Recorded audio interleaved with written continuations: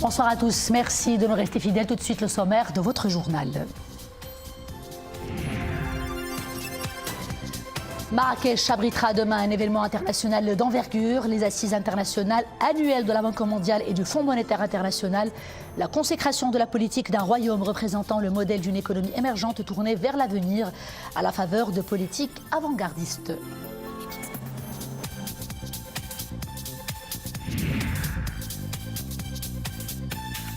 Et à la veille de cet événement majeur qui rassemblera le Gotha de la finance mondiale et les grands décideurs économiques, vous suivrez un entretien avec Jesco Enchel, directeur Banque mondiale pour le Maghreb et pour Malte. Entretien portant notamment sur les retombées économiques d'un tel événement sur le Maroc qui jouit d'une grande confiance auprès de ses partenaires.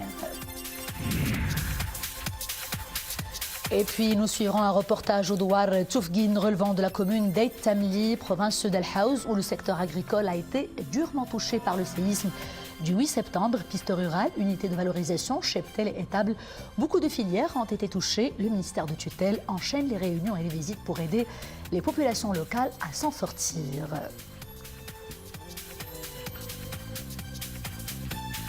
Bonsoir, comme chaque dimanche, le rappel des activités royales de la semaine qui s'achève, c'est avec Boubkar Ben Ghabret. Lundi, Sa Majesté le roi Mohamed VI a reçu au Palais Royal de Rabat plusieurs ambassadeurs étrangers venus présenter au souverain leur lettre de créance en tant qu'ambassadeurs plénipotentiaires et extraordinaires de leur pays dans le royaume. Il s'agit des ambassadeurs du Danemark, du Qatar, de l'Union des Comores, de la République de Colombie, des ambassadeurs de Djibouti, de l'Empire du Japon, de la République démocratique fédérale d'Éthiopie, de la République fédérale d'Allemagne, de la République du Paraguay, de la République fédérale de Somalie, des ambassadeurs de la République du Soudan, de la Fédération de Russie, de la République du Panama et de l'ambassadeur de la République de Guinée. Toujours au Palais Royal de Rabat, mercredi, Sa Majesté le roi Mohamed VI a reçu plusieurs ambassadeurs étrangers venus présenter au souverain leur lettre de créance en tant qu'ambassadeurs plénipotentiaires et extraordinaires de leur pays dans le royaume. Il s'agit des ambassadeurs du royaume de Suède, de la République d'Autriche, de la République d'Azerbaïdjan, de la République du Soudan du Sud, des ambassadeurs des États-Unis d'Amérique, d'Ukraine, de la République française, de la République portugaise, de la République du Burkina Faso, du Royaume de Thaïlande, de la République du Cap-Vert, des ambassadeurs de la République fédérative du Brésil, de la République de Finlande et de l'ambassadeur de la République islamique de Mauritanie. Jeudi, Sa Majesté le roi Mohamed VI a reçu au Palais Royal de Rabat M. Fouzi Rqja, ministre délégué chargé du budget, président de la Fédération royale marocaine de football, que le souverain a nommé président du comité Coupe du Monde 2030. Cette nomination intervient suite au vote du Conseil de la FIFA qui a retenu à l'unanimité le dossier Maroc-Espagne-Portugal comme candidature unique pour l'organisation de la Coupe du Monde 2030 de football. À cette occasion, Sa Majesté le roi a exprimé le souhait et la volonté que l'organisation de cette compétition planétaire soit animée par une ambition forte portée par un projet qui puisse faire de cette édition une grande réussite. Sa Majesté le roi Mohamed VI, Amir el-Mouminin, a accompli la prière du vendredi à la mosquée El-Hadi à Salé. Dans son prêche, l'imam a souligné que l'unicité véridique exige de tout fidèle de percevoir le bien et le mal comme des propriétés divines tant que c'est le Tout-Puissant qui accorde la grâce et fait disparaître le mal.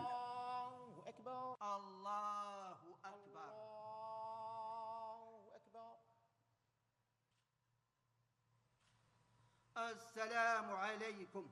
Assalamu alaykum.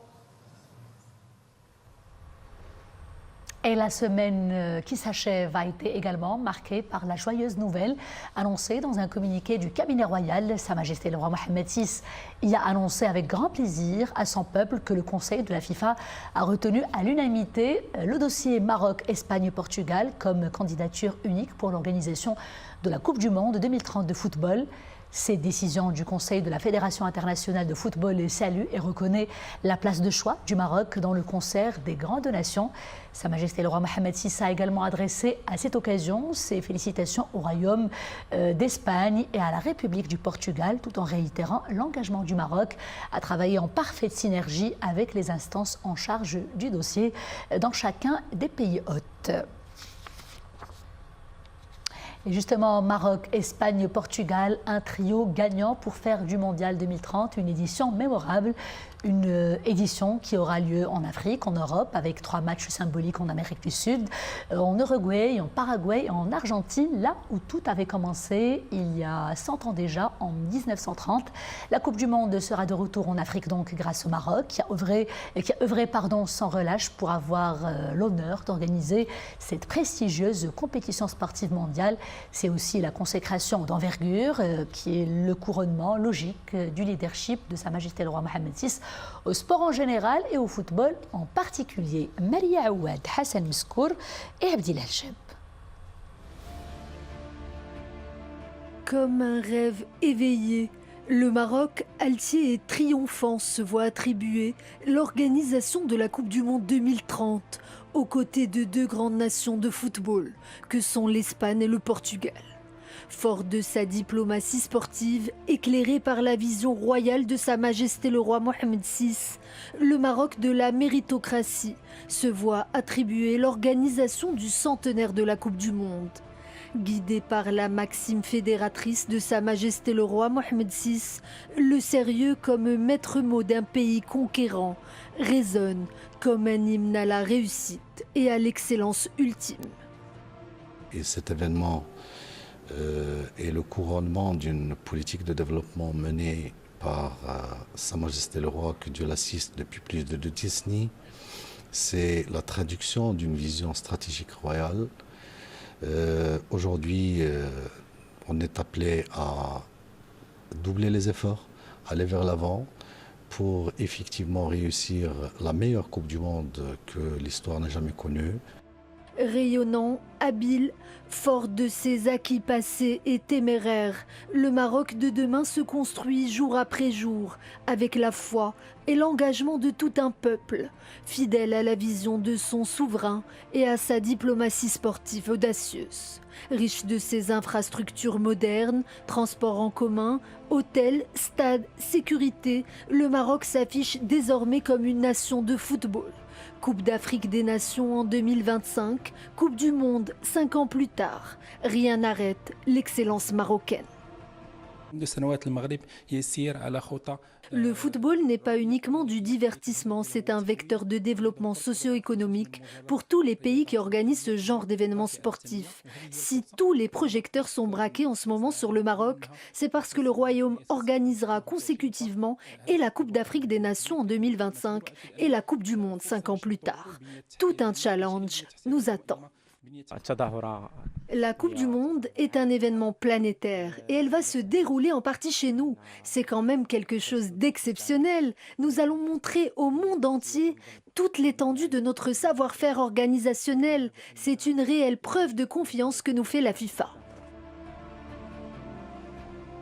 Hissé au firmament du sport grâce à la vision éclairée de Sa Majesté le Roi et à tout le peuple marocain, le Maroc d'aujourd'hui se veut conquérant, uni, fier de son royaume qui brille sur le devant de la scène internationale et sportive.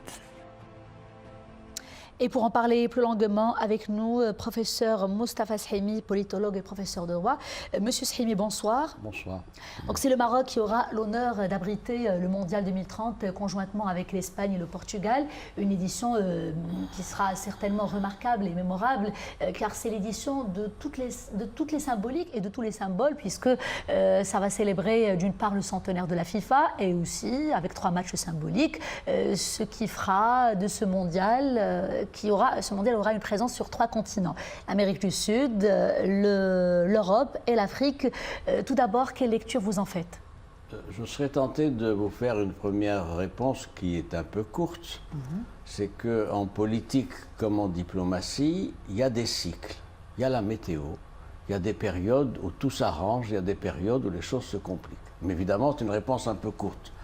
Parce que si le Maroc en est là en 2023, c'est un processus. C'est un processus qui présente cette particularité, celle de la capitalisation. La politique sportive, puisqu'il faut en parler, c'est une stratégie définie voici près de 2 décennies, avec à l'époque, vous vous souvenez, en 2006, la création de l'Académie Mohamed VI de football à Marmora. C'est quelque chose de fantastique qui a été fait. Puis suivi par la professionnalisation des clubs, un certain nombre de mesures donc de correction et de professionnalisation des associations sportives. Et dont on a déjà récolté les fruits pendant le Mondial Qatari, voilà. Plusieurs compétitions africaines. C'est pour ça que je dis que c'est une capitalisation, c'est-à-dire c'est réflexe de professeur, c'est quart de point après quart de point, pour arriver au-delà de la moyenne évidemment, mais aller pour la mention, et si possible la mention bien et très bien. Donc nous en sommes là.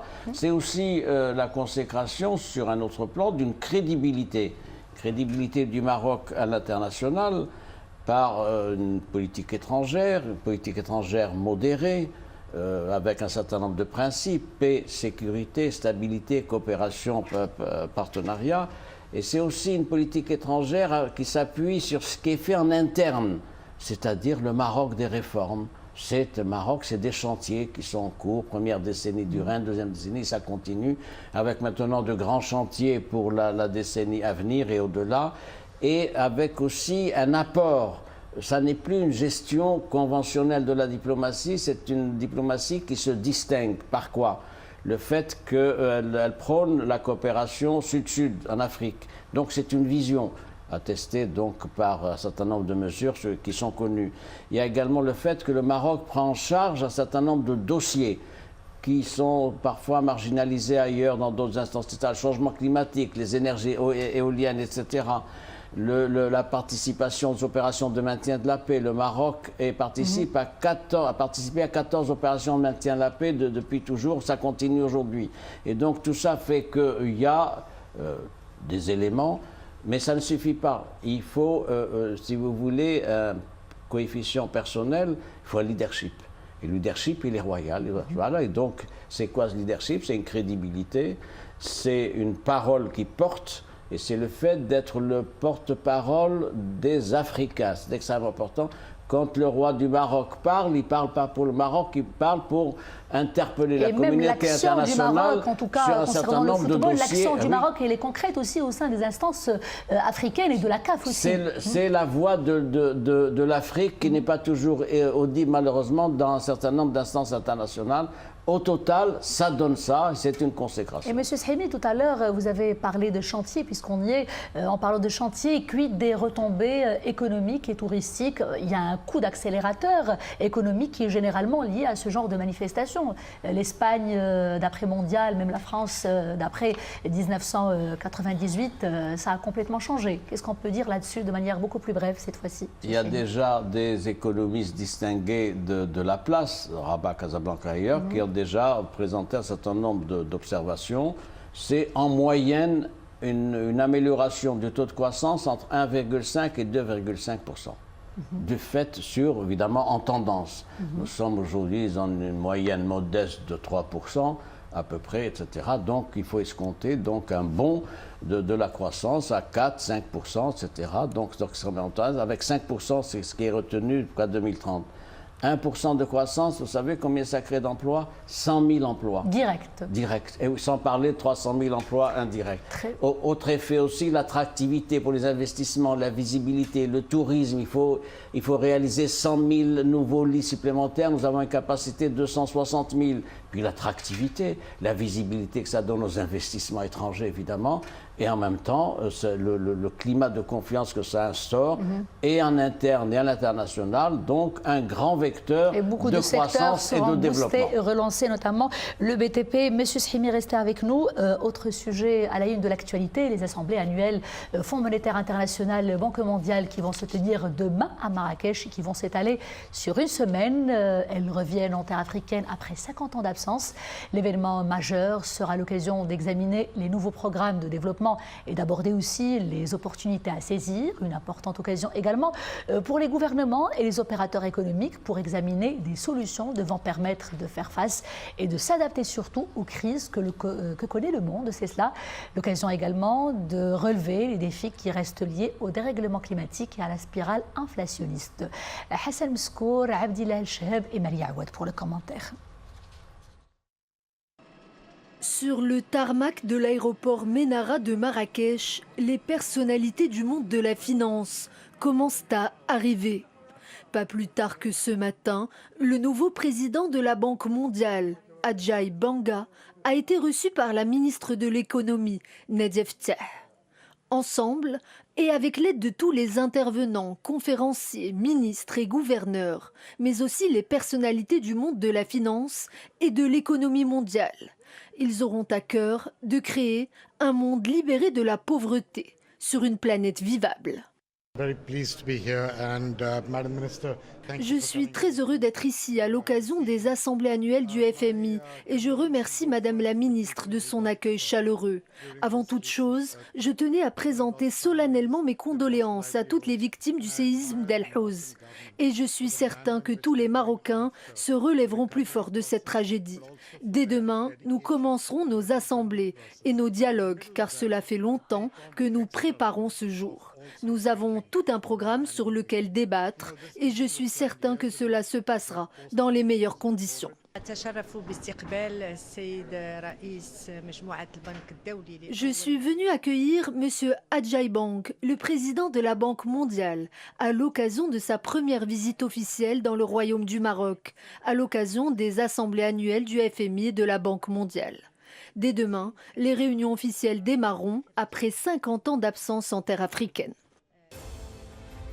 Vitrine d'un Maroc triomphant, la cité ocre a su une nouvelle fois se transcender pour accueillir sur ses terres les plus grandes personnalités du Nouveau Monde, avec un objectif commun, promouvoir notamment la coopération monétaire internationale, favoriser la croissance économique, discuter des défis qui concernent l'Afrique et l'inclusion des jeunes.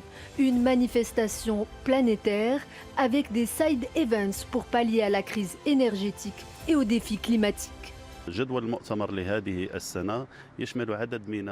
Dans quelques heures maintenant, nous entrerons dans le vif du sujet en abordant les points essentiels de ces assemblées annuelles, parmi lesquels l'économie monétaire, la transition digitale et numérique, mais aussi la protection de l'environnement.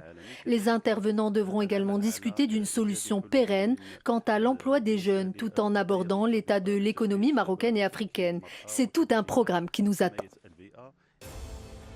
Véritable carrefour de l'économie circulaire, le Royaume, fort de sa souveraineté économique, se transcendra une nouvelle fois pour offrir à la communauté internationale le meilleur de sa coopération, de son dialogue et de son leadership. Et à la veille de cet événement d'envergure, les assemblées annuelles de Marrakech qui vont se tenir à partir de demain lundi et qui vont se clôturer le dimanche 15 de ce mois-ci avec la participation de 12 000 personnalités de 180 pays membres du Fonds monétaire international et de la Banque mondiale, dont les dirigeants du secteur public et privé, ainsi que des organisations de la société civile. Et bien, la directrice du FMI a tenu une conférence de presse. Je vous propose tout de suite d'en suivre un extrait. Importance of all ministers of finance and central bank governors of our member states coming. À l'heure actuelle, la plus importante des choses est de travailler conjointement, tous ensemble avec les ministres, les gouverneurs et toutes les personnes concernées par les enjeux économiques et financiers. Le monde actuel est un monde qui va vite, un monde de l'hyperconnectivité, de l'instantanéité.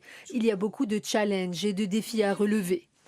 Ce que nous attendons donc de ces assemblées, c'est d'abord d'identifier les points clés liés à l'économie mondiale. Mais nous devons aussi discuter des points à améliorer en fonction des attentes de chaque pays. De plus, il nous faut aussi mettre en œuvre des stratégies afin de combler les attentes de chacun, qui plus est après la pandémie de Covid-19. De ce fait, nous allons faire des suggestions et des propositions pour pallier à cette crise mondiale. Parmi les points essentiels à retenir, il y a entre autres la problématique de l'échange monétaire, la pauvreté dans le monde, l'éducation, la politique fiscale, les enjeux climatiques et le développement durable. Et je vous propose à présent de suivre cet entretien de notre consoeur Wafa Bendoro avec Jesco Enchel, directeur Banque mondiale pour le Maghreb et pour Malte aussi. L'entretien porte notamment sur les acquis indéniables qui ont valu au Maroc cette grande distinction d'abriter un tel événement international. Les retombées sur l'économie marocaine ont été aussi abordées. Regardez. Monsieur Jesko Henschel, directeur pays pour le Maghreb et Malte à la Banque mondiale. Bonsoir et merci d'avoir accepté notre invitation d'être l'invité du journal sur Al-Oula. Bonsoir et un grand merci pour l'invitation. Le Maroc abrite les réunions, les assemblées annuelles du groupe de la Banque mondiale et du FMI, considérées comme étant le conclave économique et financier le plus grand dans le monde. Alors, quel serait, à votre avis, l'impact de cet événement sur l'économie marocaine? Donc, premièrement, on est là, on a attendu les assemblées annuelles pour quand même quelques temps. C'était annoncé en 2018 oui. pour l'année 2021. Et après, c'était 2 fois reporté parce qu'on a eu la pandémie. Donc, on est très, très heureux d'être tous ici. Une grande félicitation au Royaume. La planification, l'organisation, vraiment terrifique et vraiment très, très bien. On est très impressionnés.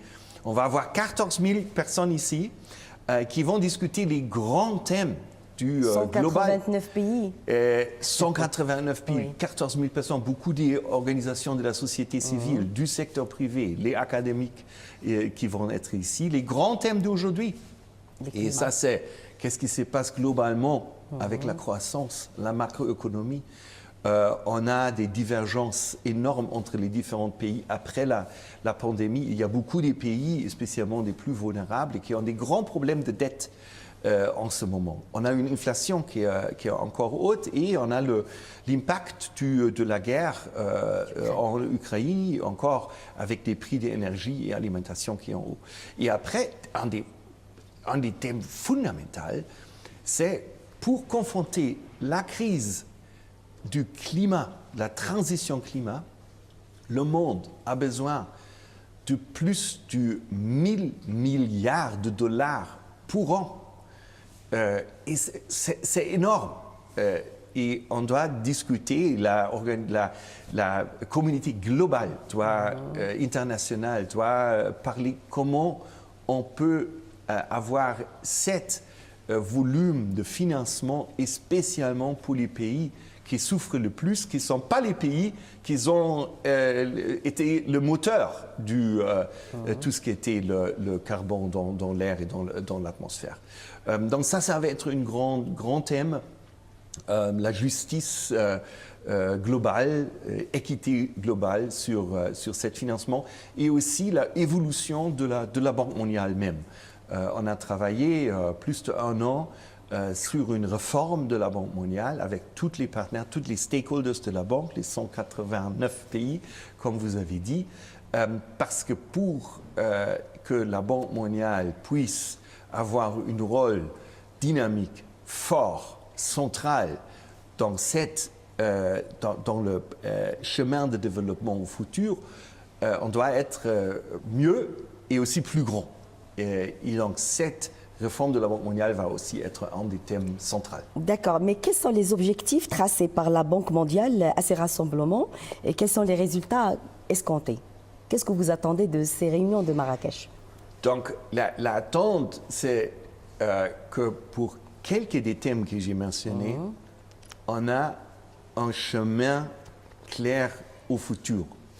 Il y a une grande question si dans ces réunions annuelles, on va avoir un accord avec une signature pour une réforme de la Banque mondiale ou pour le financement du climat. Non, mais c'est une étape et une étape très importante. Donc on veut avoir, on espère qu'on a une buy-in, un soutien de tous les différents pays pour une Banque mondiale qui va être plus grande et plus efficace au futur. D'accord. Je ne peux pas finir cette interview avec vous, Monsieur Henschel, sans revenir sur le choix du Maroc. Le Maroc qui est leader sur le continent africain et les réunions annuelles, elles reviennent sur le continent africain depuis 50 ans, sur un pays arabe depuis 20 ans, c'est-à-dire depuis Dubaï. Pourquoi? Et vous êtes le directeur du Maghreb de Malte. Pourquoi le Maroc n'est pas notre pays maghrébin? Donc, moi, comme directeur du département Maghreb et Malte, je suis très content et je dois dire aussi je suis très fier pour Maroc. Je pense que Maroc, le royaume, avait posé la candidature il y a un peu plus de 5 ans. Et cette candidature était soutenue. Il y a eu beaucoup de support, beaucoup de soutien pour cette candidature. Et pourquoi? Parce que le Maroc est traditionnellement, aujourd'hui, c'est un pays ouvert avec des relations constructives et positives dans tout le monde. C'est un pays qui a beaucoup pour montrer avec ses relations du commerce, sa ouverture, maintenant le focus aussi d'une Afrique unie, une pont entre l'Europe et l'Afrique. Le Maroc est aussi un pays qui a toujours été très intéressé à savoir qu'est-ce qui se passe dans le monde global, quelles sont les expériences des autres pays.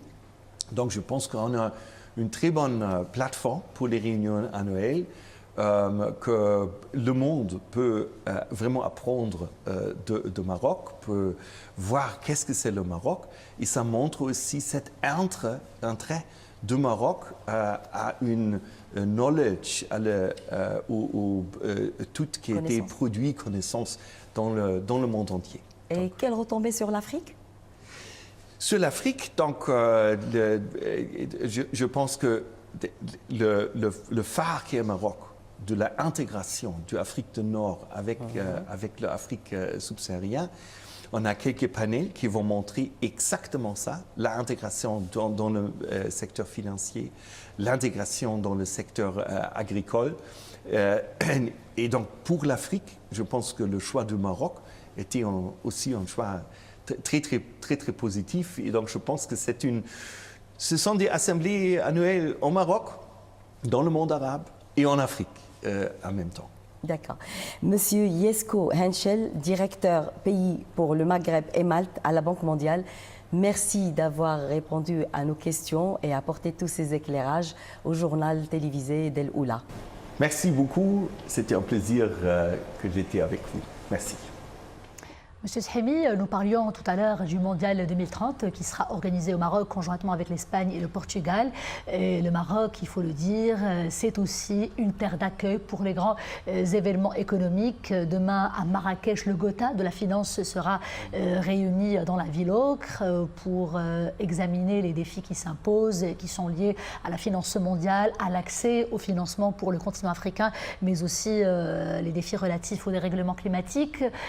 Donc, une semaine de travaux, un agenda bien rempli, mais surtout un nouveau témoignage de la confiance et de la crédibilité. C'est le mot que vous avez souligné, que vous avez mis en avant tout à l'heure, dont jouit le Maroc au plan international auprès de ses partenaires, c'est cela?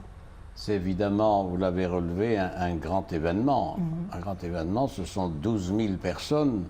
Je ne parle pas de la presse, etc. Ce sont 12 000 personnes qui ont un profil particulier, qui donc vont siéger dans le cadre des assemblées générales de la Banque mondiale, du FMI. Ce ne sont pas des visiteurs ordinaires, comme le seraient d'autres touristes. Ce sont des visiteurs liés à des institutions internationales de premier plan et qui sont donc là. Ils ont en charge les deux institutions de Bretton Woods, qui avait été créée en 1945, et ce sont des institutions majeures dans la perception, la mise en œuvre de politiques mondiales, tant sur le plan monétaire, économique, financier, etc. L'acte de confiance, c'est d'abord que l'agenda ait été maintenu. Le Maroc, malgré le séisme du 8 septembre, c'est-à-dire que 2 semaines après, ils ont confirmé. C'est extrêmement important parce qu'ils font confiance à la capacité du Maroc à faire face à cette situation. 2, le Maroc a candidaté il y a 5 ans et c'est un long processus de maturation qui s'est fait, présentation de dossiers, de lobbying pour entraîner l'adhésion, parce que ce sont 2 grandes institutions. Là aussi, on est dans la capitalisation que vous avez relevée tout à l'heure. L'effort, vous savez, la diplomatie marocaine, c'est une diplomatie qui n'est pas celle du sprint de 100 mètres, mais du marathon de 42 km. C'est une diplomatie marathonienne qui capitalise, qui a du souffle, qui a du volontaire, de l'obstination et du sérieux. C'est extrêmement important. C'est la 2e fois dans le continent africain qu'il y a un tel rendez-vous. Le premier rendez-vous, c'était il y a un demi-siècle. J'ajoute d'autres points, c'est que c'est l'occasion pour le Maroc de mettre en relief tout ce qui a été fait dans un certain nombre de chantiers, réforme fiscale, réforme institutionnelle, tout ça, etc. Mais c'est aussi une opportunité pour que l'image Maroc soit davantage consolidée. C'est-à-dire tous les regards de la communauté internationale financière vont être tournés vers le Maroc et donc c'est une opération exceptionnelle pour le Maroc de faire des relations publiques, de présenter ce qu'il fait, ce qu'il a en projet et en même temps de prendre en charge d'autres problématiques, pas seulement nationales mais continentales, le changement climatique, la désertification, les énergies renouvelables et d'un certain nombre d'autres stratégies qui a été évoquées, l'accès au financement et les stratégies. Donc c'est important que ces deux institutions qui ont les cordons de la bourse, si je puis dire, sur le plan international, prennent conscience, la mesure des interrogations, des attentes du Maroc comme porte-parole évidemment, mais de tous les pays africains qui sont là, parce que c'est un enjeu extrêmement important, le financement. Quelle politique monétaire, sans oublier l'endettement. Il faudra bien trouver des solutions innovantes dans ce domaine. Pour pouvoir aborder tous les sujets et faire le décryptage de tout ce qui fait l'actualité. L'actualité, justement, est marquée par la question, la première cause nationale, la question nationale. C'est aussi avec le Togo qui a réaffirmé devant la 4e commission de l'Assemblée générale de l'ONU son soutien à l'initiative marocaine d'autonomie, la solution de compromis aux différends régionaux autour du Sahara marocain. Il y a le Guatemala aussi qui a réaffirmé à New York son soutien à une solution politique aux différends régionaux autour du Sahara marocain, et cela dans le cadre du respect de l'intégrité territoriale et la souveraineté nationale du royaume.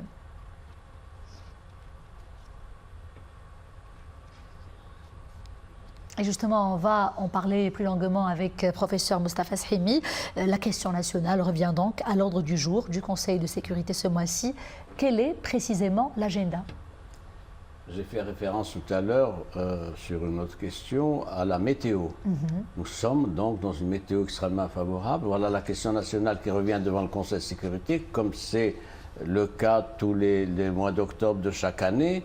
Et le Maroc, aux Nations Unies, à New York, se présente avec une image particulière, faite de ce qu'il a fait, de ce qui est du programme de reconstruction du séisme, c'est extrêmement important, la mobilisation, la solidarité.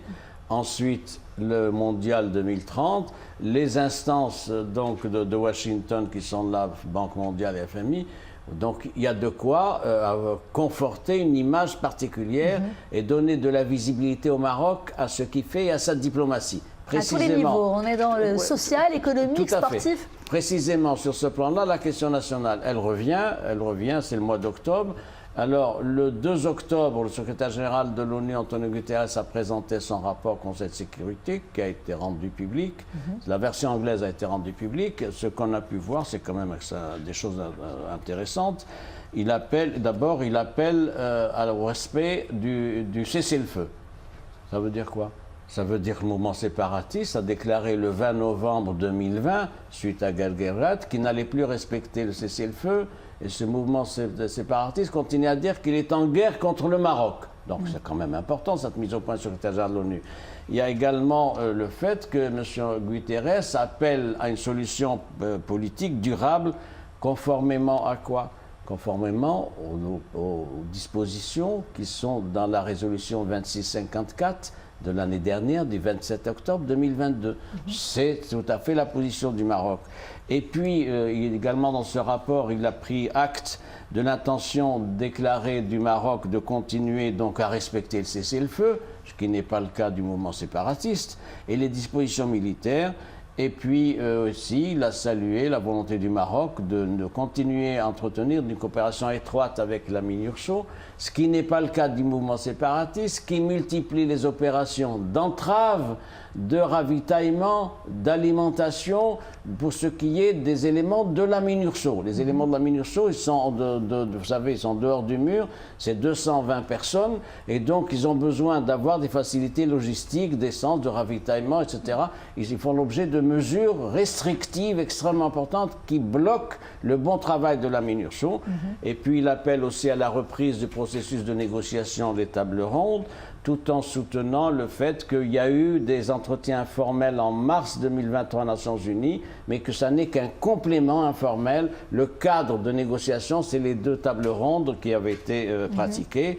Enfin, il appelle donc au soutien des 4 parties à la mission de son envoyé personnel, Staffan de Mistura. Le Maroc soutient cet envoyé personnel, évidemment. L'Algérie ne le soutient pas, elle l'a dit, le mouvement séparatiste non plus. La Mauritanie, une position tout à fait conséquente en disant qu'elle était pour une solution positive, donc, etc., une attitude positive. Donc nous en sommes là. Dernier point, il appelle à une solution urgente. Il insiste beaucoup sur ça, en évoquant le problème des réfugiés de Tindouf qui ne sont pas recensés par le HCR malgré toutes les résolutions du Conseil de sécurité depuis 8 ans. Il y a des réfugiés qui ne sont pas recensés, en violation des textes internationaux, notamment la Convention de Genève. Maintenant, l'agenda, je vous réponds à votre question. Il y a le rapport secrétaire général le 2. Ce week-end, il y a le chef de la mission de la MINURSO, qui est le russe Alexander Ivanko, qui va faire un rapport sur les conditions dans lesquelles ce cessez-le-feu est respecté ou pas. Et j'ai dit ce qu'il y avait, qui ne respecte pas le cessez-le-feu.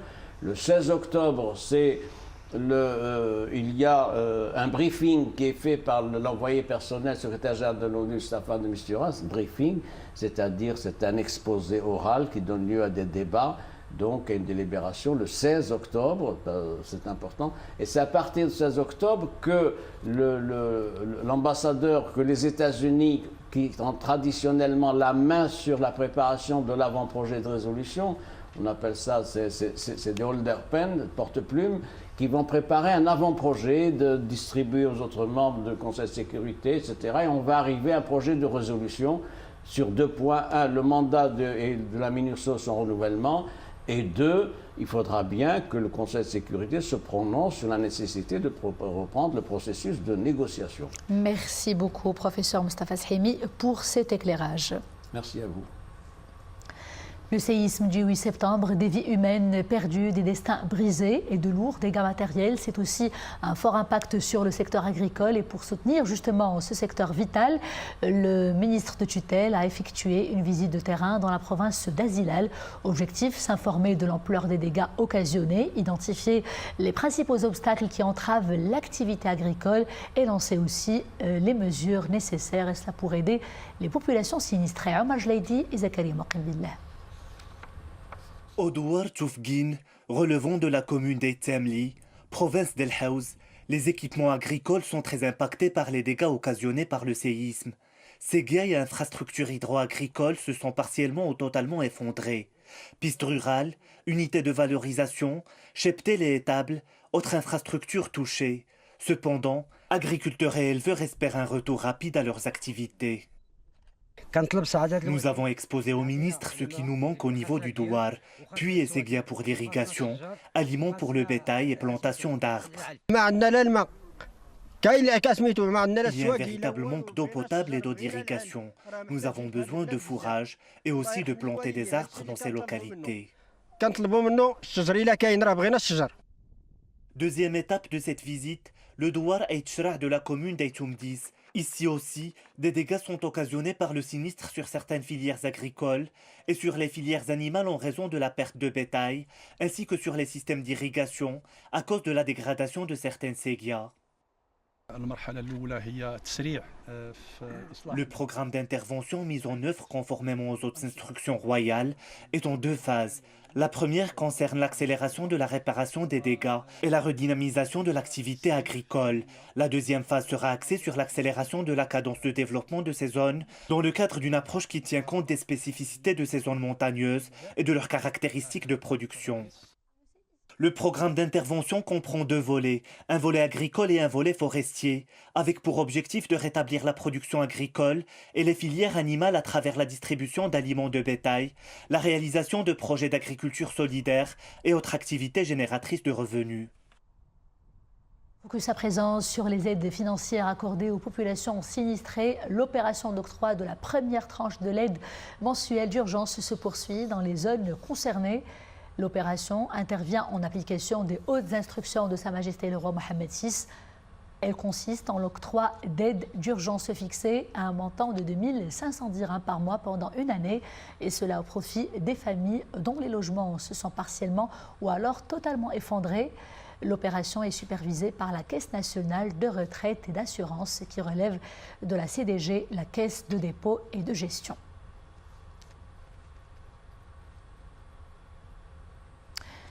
Sur instruction de Sa Majesté le roi Mohammed VI, le Royaume du Maroc, président de la session actuelle du Conseil de la Ligue arabe, la Ligue des États arabes plutôt, au niveau ministériel, a appelé à la tenue d'une réunion d'urgence du Conseil au niveau des ministres des Affaires étrangères arabes pour la concertation et la coordination au sujet de la détérioration de la situation dans la bande de Gaza et du déclenchement d'actions militaires visant les civils, ainsi que pour la recherche des moyens pour l'arrêt de cette dangereuse escalade. C'est ce qu'indique le ministère des Affaires étrangères, de la coopération africaine et des Marocains résidant à l'étranger. D'intenses concertations se déroulent pour la tenue de la réunion au cours de cette semaine au siège de la Ligue des États arabes au Caire, précise le ministère dans un communiqué. Et sur le terrain, les tensions sont toujours vives. Cette nouvelle escalade de violence a fait des dizaines de morts et de blessés des deux côtés. Il s'agit de l'escalade la plus meurtrière depuis la guerre des 11 jours de mai 2021. Les appels de la communauté internationale sont incessants. Appel au cessez-le-feu immédiat afin de rétablir le calme et la paix dans la région. À présent, cette stratégie en Afghanistan, cette tragédie en Afghanistan, plus de 2000 personnes ont trouvé la mort dans le séisme qui a secoué hier l'ouest du pays. Les blessés dépassent la barre des 1000 personnes. Le bilan risque de s'alourdir dans les heures qui viennent. 13 villages sont concernés. Plus de 1300 maisons ont été complètement détruites. Les Nations Unies ont lancé un appel à l'aide en faveur des populations sinistrées.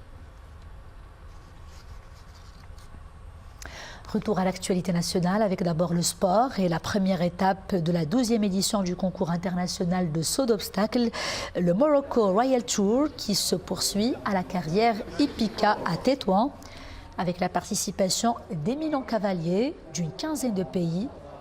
Organisé par la fondation Morocco Royal Tour sous le haut patronage de Sa Majesté le roi Mohammed VI, cette nouvelle édition compte 3 épreuves, dont 3 grands prix de niveau 4, qualifiant pour la Ligue arabe nord-africaine notamment.